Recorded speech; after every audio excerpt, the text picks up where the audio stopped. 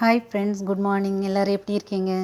இன்றைக்கி எங்கள் அத்தை சமையலில் வந்து பலாச்சக்கை பொரியல். இந்த பலாச்சக்கை பொரியல் எப்படி பண்ணால், பலாச்சக்கையை வந்து தோல் சீவிட்டு, குட்டி பலா அதை தோல் சீவிட்டு குக்கரில் ஒரு விசிலோ 2 விசிலோ வேக வச்சுட்டு, அதுக்கப்புறம் அதை வந்து வாழைக்காய் பொடி துருவலில் துருவிட்டு, அப்புறம் கடுகு, உளுத்தம்பருப்பு, கருவேப்பிலை, பெருங்காயம்லாம் தாளிச்சிட்டு, இந்த துருவினதை போட்டுட்டு, அப்புறம் தேங்காய், பச்சை மிளகாயும், இஞ்சி வேணுன்னா போட்டுக்கலாம், சதைச்சி போட்டால் நல்லாயிருக்கும். இதுதான் பலாச்சக்கை பொரியல். அதுக்கப்புறம் இது கேப்சிகம் தொகையல். இது கேப்சிகம் தொகையல் எப்படின்னா, கேப்சிகம், தக்காளி, வெங்காயம், பூண்டு, இஞ்சி இதெல்லாத்தையும் வதக்கிட்டு, அதுக்கப்புறம் பச்சை மிளகாயும் வதக்கிட்டு, அதுக்கப்புறம் அதை வந்து மிக்சியில் மிக்சியில் அரைச்சிட்டு உப்பு போட்டு சாப்பிட்டா ரொம்ப நல்லாயிருக்கும். இந்த கேப்சிகம் வாசனை பிடிக்கிறவங்களுக்கு ரொம்ப பிடிக்கும் அது.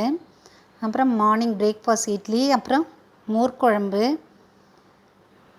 இதுதான் எங்கள் அத்தை சமையல் ஃப்ரெண்ட்ஸ். தேங்க்யூ.